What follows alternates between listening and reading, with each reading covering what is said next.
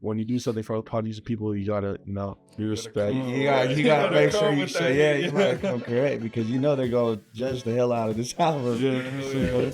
We made sure that we're mindful of that and being respectful to, the older poly community, and then also being able to be, I guess, relatable to the younger community as well. And so we're very mindful of, the words that we're saying and the samples that we're using in the song. So and the message too. You know what I mean? Like that's like I said earlier, the songs aren't just songs. Like there's like themes behind the songs. There's a message.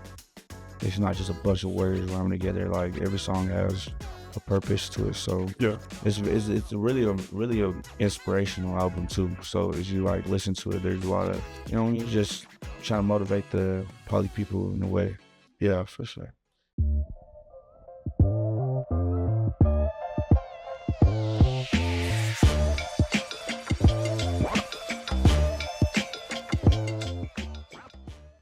Welcome everyone to the Unfiltered Talk podcast episode 21, bro.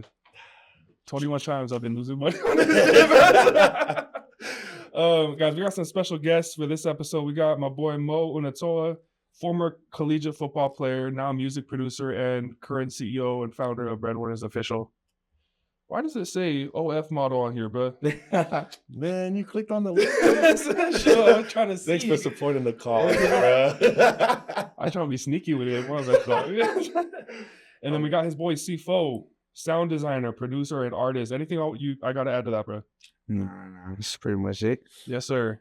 Real quick, kind of give like an introduction to who you are. If there's like some specific things that you want the people to know about you, share it. Go ahead, Mo, and then we'll go to Ceefoe after. All right, my name is Mo Unutoa. Thank you to Olema for giving us this opportunity to be on air. Appreciate it, bro. I am not affiliated with the OF, so don't be looking for no links, all right? But I also did I do private security on the side too. I'm getting into masonry and into construction as well, so that's what I'm kind of into right now. That's how it works. What about you, Ceefoe? And just Ceefoe, local artist out here in Salt Lake City. Poly artist upcoming. You know what I mean? Just trying to do my thing like we all trying to do. Just make it out. So appreciate the opportunity for having this through. Of course, man. When I heard Mo was gonna be in town, I was like, I gotta get the dog. Right? I gotta get him on there, bro. Come on, we about to get controversial with some of this. So Ceefoe, like, obviously hundreds of thousands of listeners on Spotify, all the other platforms and stuff. Like, I wanted to ask you, because I listen to some of your music, bro, and it's tight. Like, I'm like, at every mix I've been going to, bro, it's always, hey, play that Ceefoe, man. But let's talk about some of like the musical inspiration that you had. Like, what artist, what genre of music did you grow up listening to that you drew inspiration from? And since I was little, I was like, hip hop was like the first like genre I got into, because like my older brothers and stuff was listening to it, so I was gravitating to what they were listening to because I thought that they were cool, you know what I mean? Yeah. So I'm like looking at CDs like Eminem and stuff, and then I started dabbling and like trying to find what I liked, you know what I mean? So, but like early on, like what I can remember is like Bone Thugs, like super old, like Eminem, 50 Cent, like that type of like. Around that era is when I was really like getting into it. And then what really like, I guess inspired me to do music was like Lil Wayne era. Yeah. Like those early 2000s. And that's like, and then I started getting like, when I got older, like my teenage years and stuff, started listening to poly artists and stuff, like Drew DZ, all the Inglewood guys, Prairie Boy, everybody. Spawn Breezy's up there. He's one of the Cali guys, right? Yeah. Spawn, J Bug, like just that whole. Yeah, I kind of just take influences from everywhere, and you know what I mean, and just try to use it in my own way when I make my music and stuff. So yeah. So what would you classify as your genre of music? Because I'm listening to your stuff and I'm like, it's not just the hip hop hard rap. You know what I mean? We also hear some R&B in there a little bit. I like the R&B stuff personally, bro. I'm one of those guys like late night drive, like I'm driving home, bro. I'm like, I just want to chill. Those be my most streamed songs and stuff, the R&B ones. But I don't know. I just like to consider me as an artist. You know what I mean? I like to create. You know what I mean? I just like to create, whether it's music, like little vlogs on the Instagram and just videos, funny content. Just I don't want to keep myself in a box, you know what I mean? But yeah, I just say I'm an artist. Like I don't have a specific genre, especially with what me and Mo are working on right now. Like I feel like it's gonna really it's really going to like stamp us in like polyculture at least, because when you listen to my music, it's not like, it's not like the typical poly sound. So I feel like this album that me and him are working on right now is like super catered to that specific audience, and it's gonna put some people on notice and like put us on notice and be like, damn, we didn't know he could do that, you know? But I think that's the best thing about just being an artist. You create, you know what I mean? And take risks and stuff and just give it to the people and see how it comes out. So yeah, I'm excited about that. I respect that, because I feel like when in the music industry, you got to take the creative liberties to make your own identity. You know what I mean? Mm-hmm. Can't just hop on the reggae train and you know what I mean? Like, even though that's like, it's kind of foundational to Polynesian music, right? The reggae music. But when you get artists like yourself and others who are kind of taking the more, dipping their feet into the mainstream, but then making it their own, you know what I mean? Yeah. Like, I don't like when people jump into the mainstream and it sounds like everybody else, you know? Exactly. So how did you two guys, what was the connection there? How'd you guys link up? Like in terms of like creating the album, what we got going on now. So just like your guys' relationship in general, like, have you guys known each other for a long time? Did you guys link up after your football career? We known each other for a long time. Since you I know. Our relationship probably goes back to, I wouldn't say freshman year of college. I mean, we weren't as close as we are now, but Hey, Utah? yeah, but that's where it started. And we just started small. Like I just ran into him at a party and I knew who he was. I just said what's up, but it wasn't anything like I wasn't like fanboy or trying to, go out of my way to make things awkward. But one thing led to another, and then I got an opportunity through another one of our mutual friends, Dog. I'm a. Oh yeah, Dog. Yeah. Yeah. It's like, you're funny, man. Big homie. Yeah. Big homie, man. That's the man. Yeah. But he was doing security for his first concert, and it was only him. So Dog hit me up. He's like, hey, you want to come do security with me at Ceefoe's concert? I was like, all right, cool. Yeah, we'll do it. So we went, and then, we were just chilling. Then afterwards, we kind of got to chop it up a little bit and then exchange numbers. And then it just kind of went from there. Like we just started doing security. I started being security for him, and, we just became closer friends. And now we're like brother, like we're Boys, yeah. So. Was that your introduction into the music game, or was it something that you kind of always aspired to, and like, you know what I mean? The music thing kind of came out of nowhere. Like I've always been into music like a lot. Like, like you know me, like I've always had on your speaker, bro. Damn, Mo bought a speaker, man. Turn the music down, good. Yeah. Everywhere I go, I got the speaker. So like I've been big into music. I've been a fan for sure. But I mean, me getting into music is kind of just started like maybe October last year. The story behind it, I was looking at I was thinking like, man, how can I take my brand like up a notch? Like, I know I'm doing clothes, it's doing good right now, but like, what's something else I can do?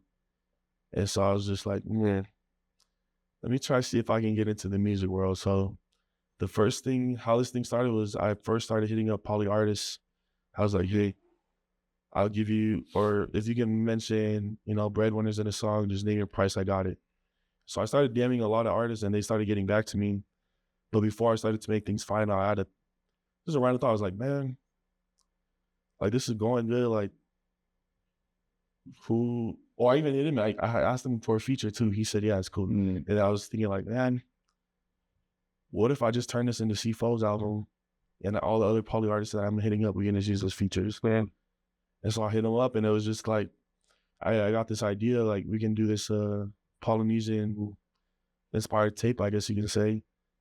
And I'll make this album yours. I'll just be producing it under Breadwinners. And he agreed to it. And then, things kind of just started rolling from there. Yeah. And so we're looking at maybe like 10 to 13 track album right now, and we didn't start recording until like late November. We're planning on putting it out in the next maybe month or so. So now, would you say that it's all of your favorite like styles of songs that you've done, or is it kind of introducing some newer like characteristics? You know what I mean? No, this is a whole completely like just like left turn from what I'm usually doing, what you usually hear Ceefoe doing. Like, is a whole different lane that I'm getting into. So it's a risk at the end of the day, you know what I mean? So, but I think the reward is way bigger than what the risk is going to be, and what the time we put in, the thought about the project and behind it. Everything has a purpose. Like, it's not just some bunch of random music and songs and just a bunch of random artists on there. It's like really thoughtful. Like, we've been in the studio probably like 4 out of these 5 days. Yeah. And like we're in there from like 8 to 6 a.m. like just in there grinding. And that takes a lot of mental work, you know what I mean? People think you could just hop in there and just start making music. Yeah. And I don't write, so I go in there and I'm just like, we're punching in, we're making all these thoughts like on spot, the melodies, the lyrics. He's in the studio with me, like I'm asking him like, do you like this? We're going to change it. We want to do this? Like, so we're really collaborating on this whole project. And it's just, I don't know. I think this is just, I haven't put this much work into like a project, like a piece, except this one. So it's like, this one is really special to me. And plus it's catered to the poly people. So it's like kind of just, I guess you could say like my give back to the people, you know what I mean? And just show them like, I am poly at the end of the day. These are my roots. These are the people that inspire me. You can hear the sounds, the samples and stuff, and just be like, oh, like he is tapped in with our people, you know what I mean? That's one thing, like, you know, for sure, like if you make a song, you know it's going to get played at the mixes, you know it's going to be played at the kickbacks, you know it's going to play at the family barbecues and stuff, bro. Like, that's like, is that kind of the inspiration for the album?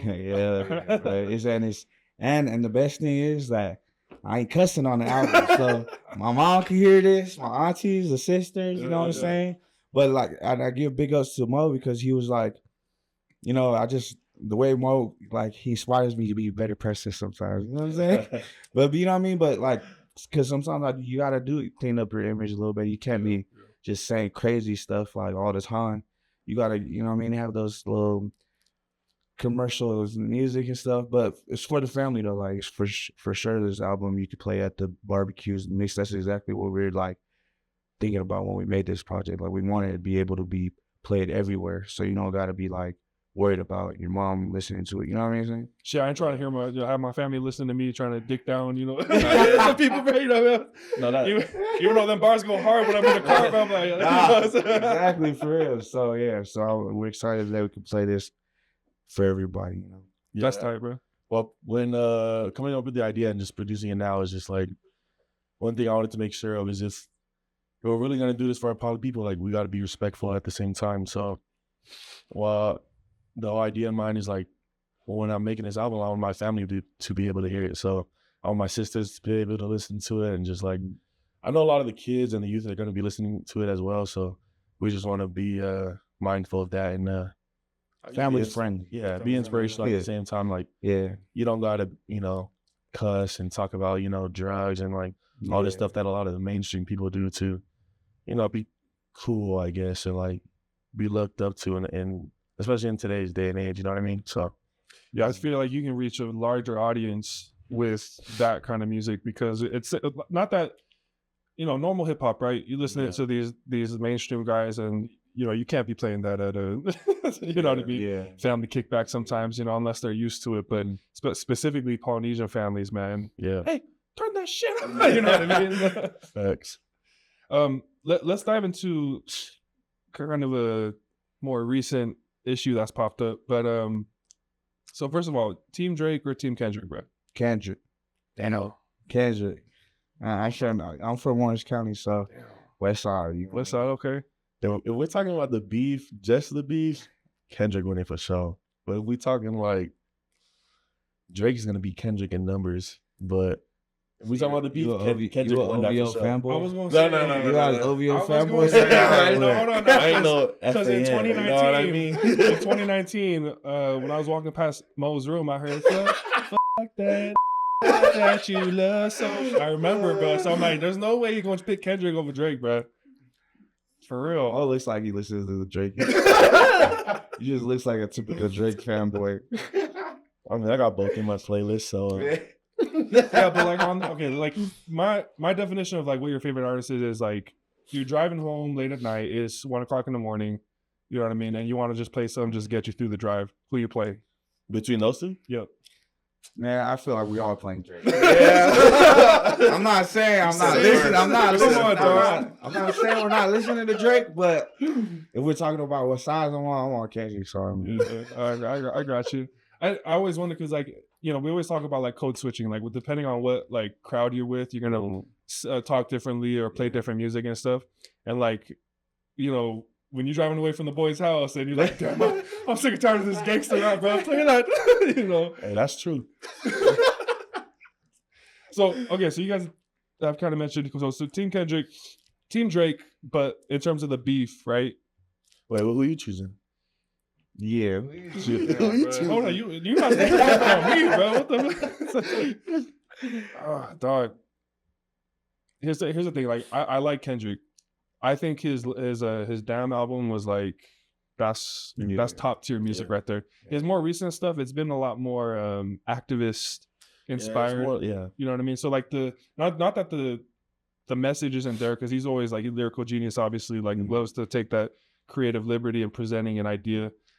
But then the music sometimes I feel like suffers from it a little bit. You know what I mean? yeah. Like the bars are still there, but they're not as impactful because the music itself. You know what I mean? Turns into more like inspirational rather than just you can just listen to on the way home, like or just listen to with your homies and stuff. So it's the difference between like watching a good movie and then watching a movie that keeps trying to mention issues in the world every 30 seconds. You know what I mean? Yeah. Doesn't mean that the music ain't good. Obviously, his talented dude's got millions of plays and a bunch of Grammys at this point, right? But Drake, man, Views, Scorpion, More Life, like all them albums, bro, that he put out, I'm like, the dude out hits. Yeah. You know what I mean? Like this dude farts and turns it into a beat. You know what I mean? I don't care if it's a little ghost writer or whatever, bro. Like dude makes hits. You know what I mean? So I think I kind of take the same boat as Mo. Like just in terms of overall impact on like my life and my musical taste is Drake. Yeah. So you guys watched the Super Bowl yesterday, right? What y'all think about that halftime show? First of all, what the hell happened to the Chiefs? First of all, we're not gonna skip over that belt of ass whooping that just happened. Gosh. I think we're all happy though. I think we're all happy to not see those guys win again. So. Come on now. I'm sick and tired of these 3 seconds left on the clock and all of a sudden they win the game, you know what I mean? But the halftime show though, I feel like it was cool. I mean, I don't think it was like one of the greatest halftime shows, you know what I mean? Because there's some like Beyonce's and like, you know what I mean? But I guess just because the whole beef and all that stuff, it was like basically in front of everybody. So that's why it was like super, I feel like crazy. But other than like performance wise, I feel like it was just kind of mid. I ain't gonna cap. Yeah. I feel like the overall production wasn't like. Yeah, it wasn't poor. What do you think about? For a Super Bowl? Yeah. That's what I'm saying. Like, bro, like Bruno Mars, like you know you're gonna get a show of Bruno Mars, man, Beyonce, shit, even Taylor Swift. Nah, you're gonna get a production, you know what I mean? Really well. I thought it was cool too. I mean, I think I might take the same take. Like, I thought it was good. Like, don't get me wrong, but top 5, I wouldn't say he's up there with like Michael Jackson. This is like the ones that you said already. So I thought it was good though. I mean, I'm not better than some of the ones in the past, but not top 5.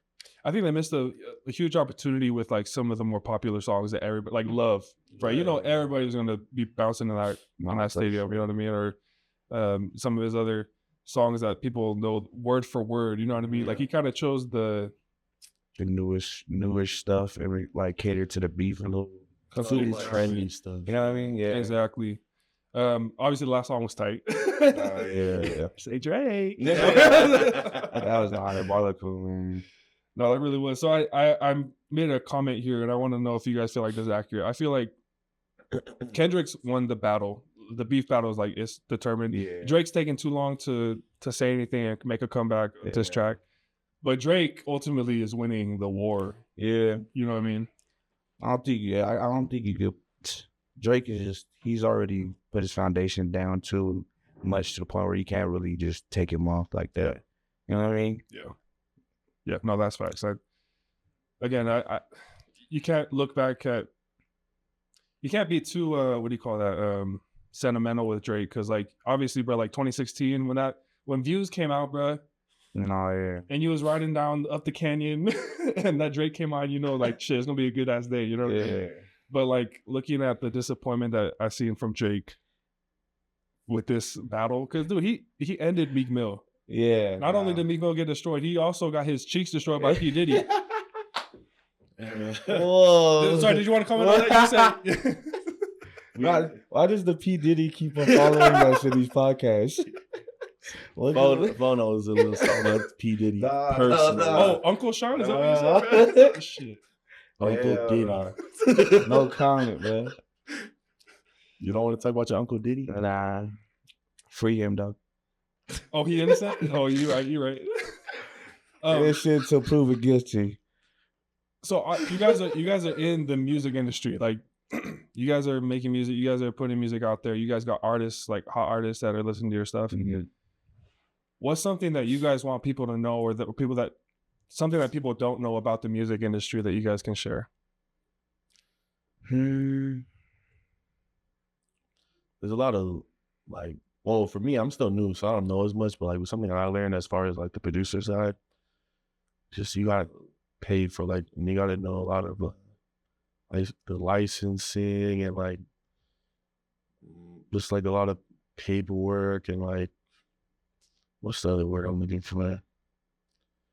Just stuff like that, to where like you got to make sure you're moving the right way. Like for every beat and everything you got to do, there's a lot of little details that a lot of people probably don't know. And like some of the beats, like if you get it from another producer, you only have a certain amount of plays, stuff like that. It's just like, oh, there's legal stuff behind it. There's a lot of legal stuff that you got to take care of. And so I'm learning that now as we go, but it's going good so far. But that's what I would say from my part. Yeah. So when you sample a song, like I heard you, which one was it? Love Letter No. 4. I think you sampled Justin Bieber's song. Was that it? Was it? I can't remember exactly. So with that, there's like paperwork that you got to do so that you're not legally liable. I guess that's on more of the producer of that, because he has to get it like basically cleared. But once you're like buying beats and stuff, you got to go through. There's different like options how you could own the beat, like leasing. You can lease it, or you have to if you could buy the exclusive rights. But it was like there's like just little details like that. So what happens if you don't ask for permission and you don't license it? What are some of like the legal stuff that can happen? To my understanding, if we use a sample that like, say we use a Drake sample. Say the song blows up, Drake hears the sample, Drake has the right to, sue or press charges against us because we're using his work without his permission, I guess you can say. Yeah. So that's like a fine. They could like just literally take it off, like everything. Like they could just take the song off and it won't be out on anything. Do you ever like purposefully take Drake's music so he can contact you?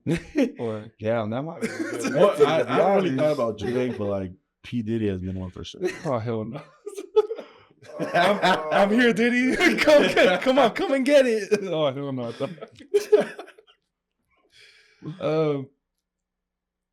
So Mo, we obviously we've been boys since 2019. You were at BYU at that time. Mm-hmm. I want to take this part of the segment of the episode to kind of talk about your experience in collegiate football, and then ultimately your experience at BYU. So walk us through the last few months of your career. What was going down? So BYU, senior year, and finally get my shot. They're throwing me in with the ones here and there. And then practice, we're running drills. And I get blindsided from my left side, and I fall to the ground. But like when I'm falling, when I hit the ground, I hear like a big pop in my shoulder. So like, damn, like don't feel right, but we keep going on. And then later in the practice, like I just pull myself out because I'm like, man, I'm sorry, I don't think I can feel my like running down my, like I have tingleness running down my arm, like I can't really feel anything.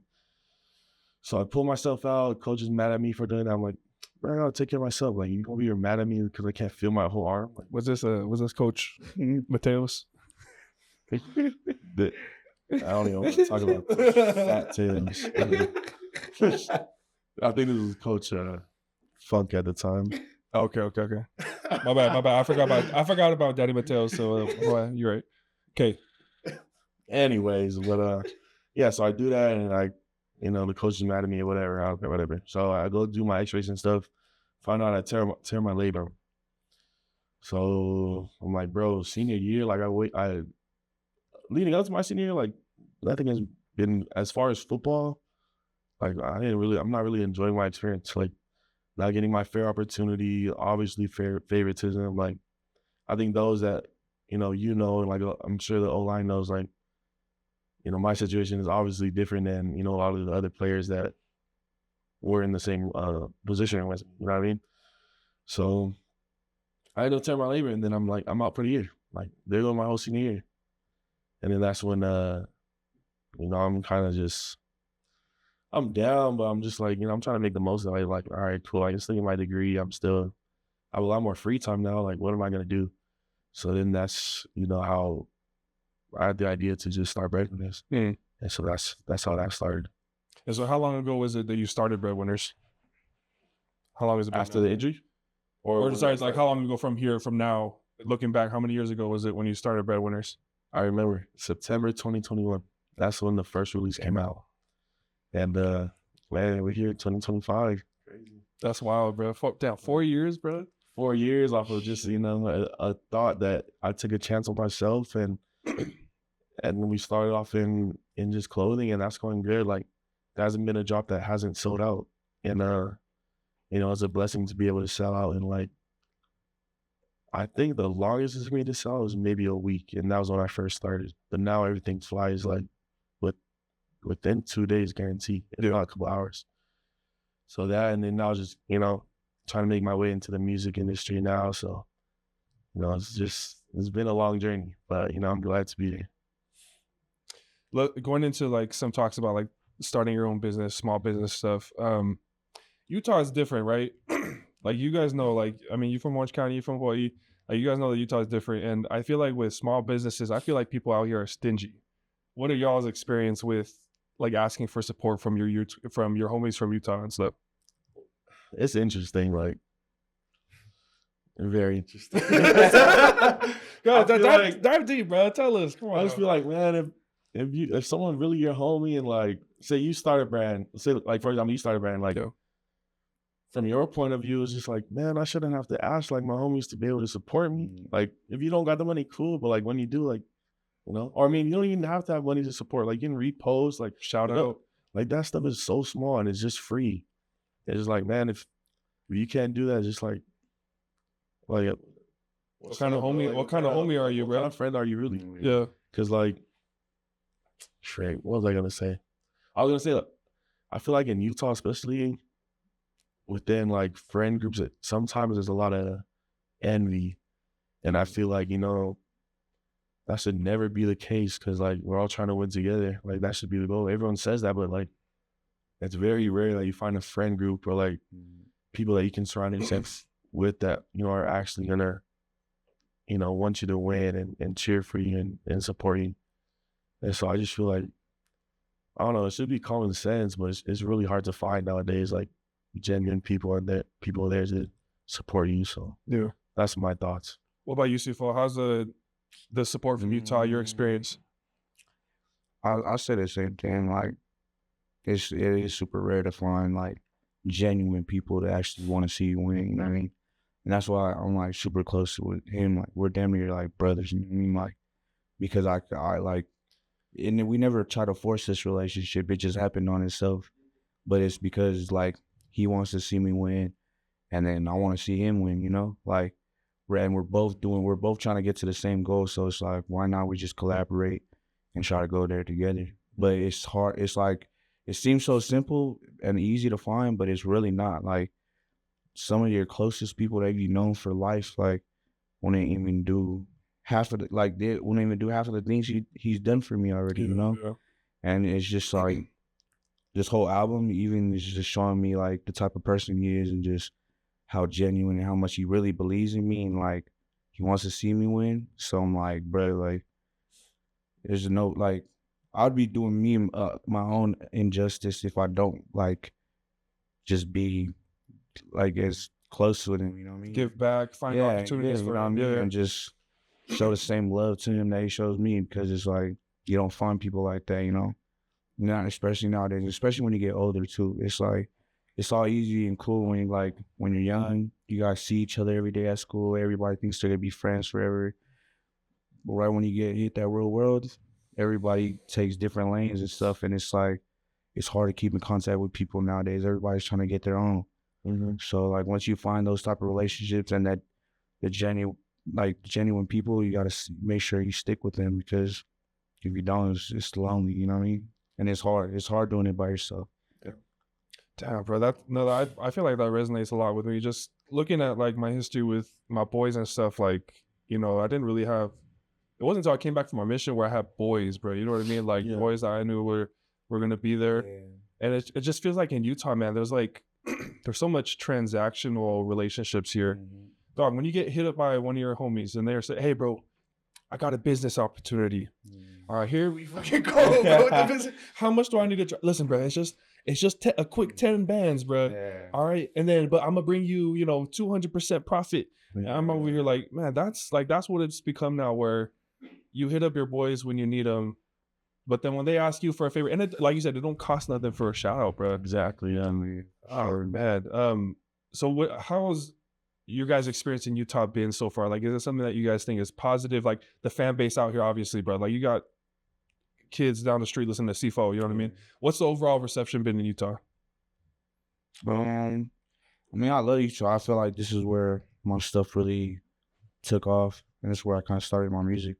Even though I grew up in California, like majority of my like adolescence and stuff, when I started doing the music and going full on, Utah really took me as super heavy.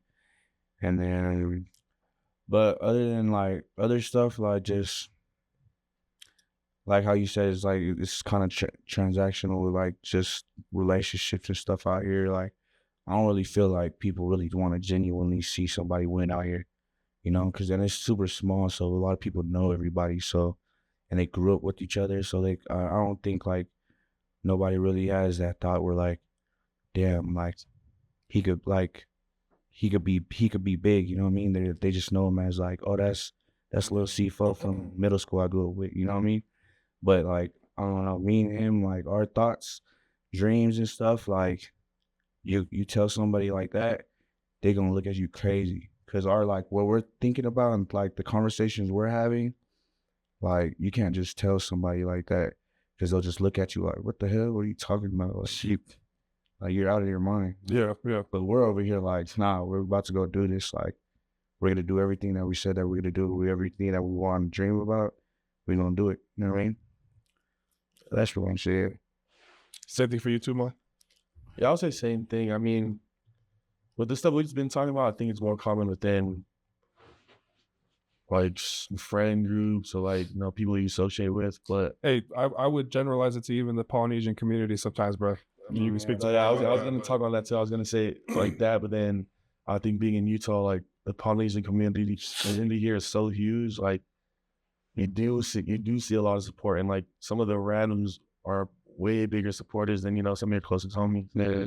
But then at the same time, there's a lot of people in the poly community who like you've been talking about, like they don't like they hate on every little thing, or like they get too prideful and they're thinking that like someone doesn't represent the culture well or stuff like that. But I mean, Utah's I said it's good overall, just because like how big the poly community is, and Yeah. I think there's more love than hate here. But it's just that the hate sticks out more just because we feel it more. I guess you can say. Yeah, I mean, like, you know, if you used to getting praised all the time, right? Mhm. Hey, Ceefoe, I love your music, or Mo, like, I love your brand, I love the Yeah. Breadwinners. But then that one person that said, hey, that shit's ass, bro. Yeah. Like, that shit stinks. Yeah. You know what I mean, bro? Oh, y'all talking to ass, but talking about the podcast. Yo, you know what I mean? No, but that's man.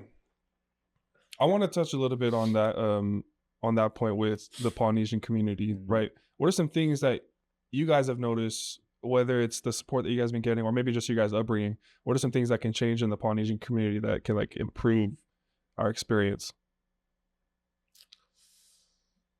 Well, I feel like it's getting better now, but just our culture being more open minded about a lot of things, you know what I mean? Especially with here in America, you know what I mean? Because it's like I feel like we're still a lot of our people still generations are still new coming in here, you know what I mean? Because I'm a first generation out here. So Yeah. my parents are from the islands, you know what I mean? So it's like we grew up two different ways, two different lifestyles, and it's like I see I know our people still kind of stuck in the old school mindset sometimes, but I feel like just being more open minded about what people do and like, you know what I mean? There's so many opportunities out there for our people to shine in different places, like podcasting, like, you know what I mean? And just music. You don't got to do what we're doing, but even other things out there. And it's just, yeah, that's just all. And then just uplifting each other more, you know what I mean? Because we're a small people, like we're a dot in this world, you know. Not small, but you know, Yeah, small. That's what I was gonna say. yeah. But yeah, we're like, but you see in the world already what the impact our people have done in the world already, with how many of us, you know what I mean? It's crazy. So it's like, imagine if we uplifted each other way more than what we, you know what I'm saying? I feel like we're still an untouched market, you know, and it's just bound to blow, like just bound to blow. So yeah, that's pretty much it. What about you, Mo? I would have to say the exact same thing. Like, just do everything you can to, you know, if an opportunity presents itself, like, if you can bring someone up with you or bring someone along, like, why not? You know what I mean? Just, you know, be more supportive of each other, and yeah, I'll just, you know, go off of what Ceefoe said too. So I agree. Yeah. I want to, we're going to kind of go into like this last part here, but some more like serious questions I want to ask y'all about your guys' journeys, like to get here, right? So what was one of the most difficult hardships that you guys, that shaped you and the path that you guys are walking on? So Ceefoe as an artist, and that Mo with your aspirations to be a musical producer and just kind of entrepreneur overall. Yeah. Okay.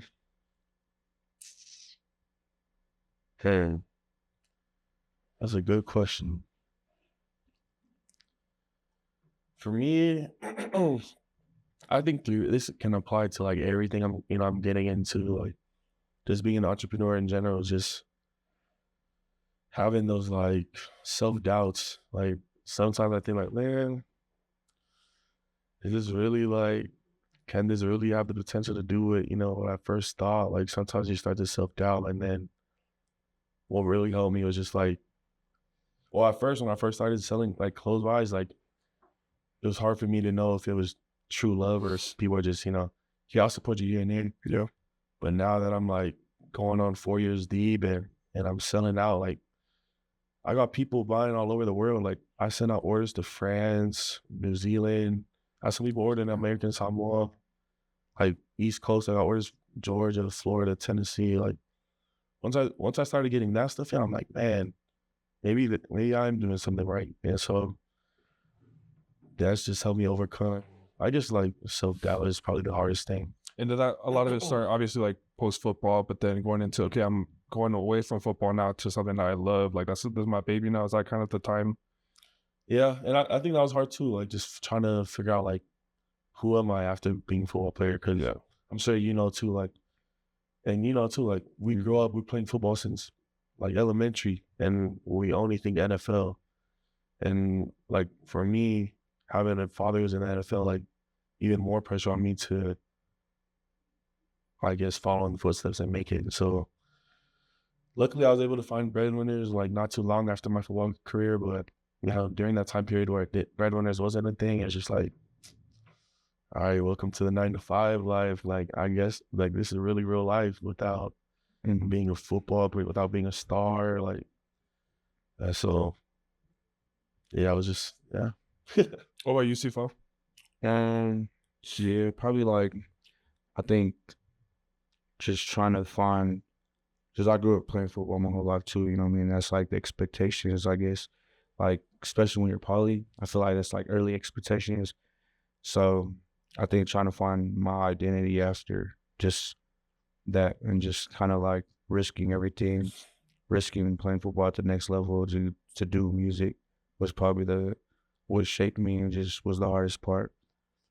And especially telling your people like what you're gonna do. And it's like kind of out of the ordinary. So telling them I'm gonna do music and go all in and like really dead ass telling them like in their face like I'm gonna become something. Yeah. And like having that belief to even tell them that was probably like that had to be the hardest part and shape me. And that's why I have to go hard, because I always remember that moment, you know what I mean? I always remember that moment telling my parents like I'm not going to college, I'm about to do music, you know what I mean? So yeah, I was it. So looking back on like your guys' experiences with football or entrepreneurship, music, also football, what are some things that you guys would do differently? Like, and when I talk about do differently, I'm talking about specifically, you know, you guys have mentioned like the brotherly bond that you guys have now, the homies that you guys have that are there to support y'all. Were there times when maybe you guys put your trust in someone who disappointed you and left y'all hanging, you know what I mean? Or maybe there's a decision that you made with your career that like, damn, like this really, it didn't turn out the way I wanted it to. What are some things you guys would do differently now looking back? Yeah. Football wise, for me, I would say, I mean, it's hard. Like when you first get into college, you're still a teen, like 18, 19, 20, so you're still young, you don't really know a lot. But for me, I would just say I'll just try to make more decisions on my own. I feel like I relied on other people's opinion a lot. I'm not saying that was bad, but kind of try to stay as true to yourself, because nobody knows your situation more than yourself. So when you start to take into consideration a lot of other people's, you know, perspectives and thoughts, it can be good, like I said, but at the end of the day, like, you know yourself more than anyone else. So maybe I would make more decisions just off of what I was going through, that, you know? For yourself and not for the people you're trying to please. Yeah. Yeah. Okay. Oh, wait, Ceefoe? To be honest, I don't really think I'll change anything, because I feel like I'm always like, I'm a firm believer about like everything happens for a reason. So it's like, I don't think I would learn half of the lessons that I've learned throughout life if I didn't go through what I had to go through. And I feel like it made me a better person, it made me a better artist, it made me understand more about life in general. And so I can handle certain situations the way I'm handling now. Whether, I mean, like compared to if I was going to handle it when I was like 18 or 19, you know what I mean? I think I would have been able to just handle those situations the right way. So like, I've matured and just grown a lot in these past couple of years, and I wouldn't want to change anything, because now I feel like we're taking the next step, you know what I mean, into where we're headed the whole time. But now I feel like I'm ready for it though. I see what you mean. So like you feel like without whatever decisions or choices or experiences you had in the past, you wouldn't be here where you're at, right? Exactly. And I feel like everything is perfect timing when it comes to me. Like that, and it's in God's time too. So I trust in Him. Like I trust that everything that I'm getting is what I'm supposed to get at the, you know what I mean? So going back to, and this will be our last segment here, but we're talking about the album now. You guys got this album coming out, right? You guys talking about how it's a little bit of a risk, but from what I've heard throughout this interview, like it fully captures what you guys wanted to capture, right? The idea. So talk about the album real quick. What does it mean to you guys, this album? Like, what does it represent to the Polynesian community, to you guys as individuals? Like, what's this album, bro? Tell me, come on. Being able to produce something like this, like, especially as my first, you know, take into the music industry, I think it's huge. not only for us, but like for us to be able to represent the Polynesian culture, you know, as best as we can. I just feel like it's perfect timing. I don't think there's been something like this out for a minute. Yeah. Like something where one of our Polynesian artists took, you know, this idea of representing our Polynesian people and turned it into a whole album. Of course, you know, there's Judeezy and the Polytip he put out long ago, but from that point till now, to my understanding, there hasn't been anyone who's trying. And there's a whole new wave of artists, poly artists too. So it's like, I feel like damn near it's time to, you know what I mean? We feel like it's time to do it. Like it's time to put these two generations or these generation, new generation and the old generation together all in one album and stuff that inspired us while we grew up, you know, as young poly kids. Now we're working with people you know what I mean? We're working with people that we listened to growing up that helped us and like shaped us as young kids and men growing up in the poly culture. So it's super dope. And y'all excited to get it out, huh? man, it's like, it's cause we don't want to say too much, you know what I mean? But we do want to be like, man, because these like ideas, man, like all from scratch, you know, like literally from a thought. Like every single beat on there is exclusively produced because of his thought. Like he told the producer what to do, what samples we're using, and what kicks, what beats, like what drums to use, and then I'm on there like doing my thing, and then we've hit up like I swear I think we hit up every artist in the poly community to try to get on this album, you know. Yeah.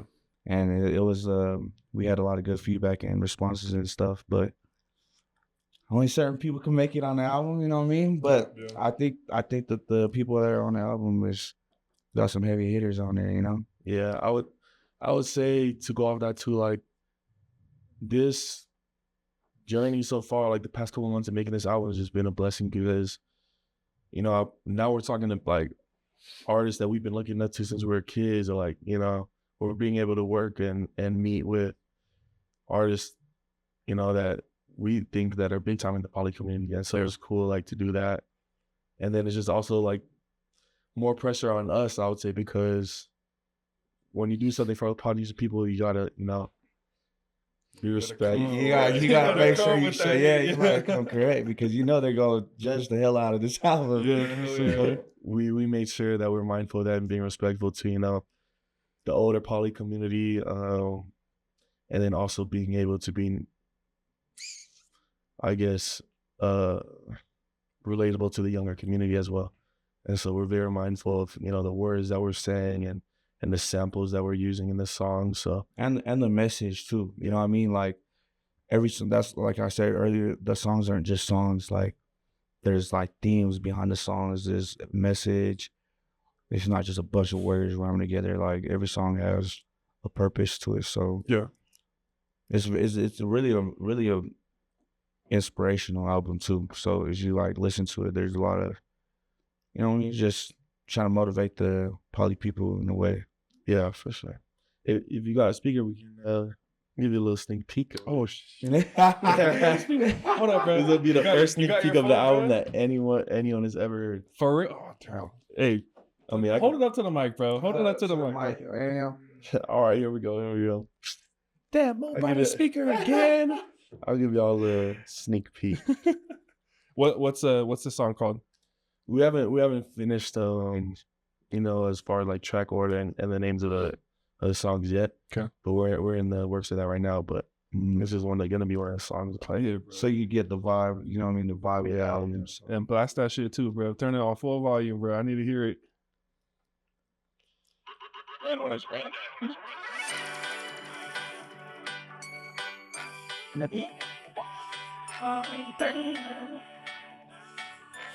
This is gonna be one of the solo songs. Okay, I like it. I can already see the Polynesian roots, the reggae roots. Yeah.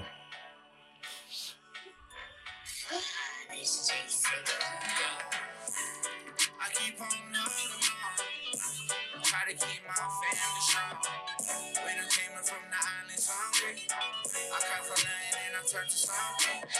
I talk to God, he who I'm calling on. So to my brothers who I'm falling on. Can't attach me cause I'm holding on. I'm holding on. I tell my brother to hold on and he gon' beat the case. Can't run from nothing, but we gon' do it the family way. Go to the station, all these people think it's patty cake. Don't turn it off. Yeah. Come on, hey, good. All right, come on, dog. Okay. I turn to a dawn. I would never let my people listen to it. So this song specifically, you can turn it down a little bit. This song specifically, what was the inspiration? Man, just family, just everything our culture stands for, I guess, you know what I mean? Like just family, God, just the morals that we have as I feel like they're super big in our culture. That's the whole vibe of the album, you know what I mean? So it's like, yeah, that song is one of them ones too. So I just appreciate this guy too for even pushing me to even do this, because like it was already a thought in my head, like super young, that I always wanted to do this for the people. I just didn't know how to do it, you know what I mean? And I don't think I had the confidence enough to even do it too. So he literally called me, like, and he called me when, like, last October? Yeah, it was so after I decided I wasn't gonna just do an album like produced by me with like it being a bunch of different poly artists, I thought he was the perfect person to represent this, and then we'll just have to take my idea and add the features onto his exclusive album. Yeah. Mm-hmm. And so, and I, also as a friend, like we've been so close for so long now, it's just like I knew that he needed something that could help him get to take that next step in his career. And so I was like, maybe this might be it. So I'm hoping, and that's why I chose him, because I thought he was the perfect candidate for this, and because we're brothers, like you said. So I'm excited. Hey, bro, I'm excited, man. I'm excited to listen to some Ceefoe at the family function, bro. Yeah, you know I what know. mean? Finally, y'all can hear me at the family function without no cussing in there. You know what I'm That's what saying? I'm talking about, bro. No, and as a listener, we appreciate it because it's like we want to put our family onto some good music. You know what I mean? Yeah. Like, but none of that trash, like vanilla soft stuff. You know what I mean? We want that good music, and when it's catered to a family setting, it's like it's perfect, bro. Exactly. You know what I mean? Hey, fellas, I appreciate y'all coming on. Mo Unutoa, Ceefoe, 2X. This is the Unfiltered Talk podcast, the podcast for the players. Sorry, for the people and by the people and without a filter. We'll catch y'all later. Peace out, y'all. Sir.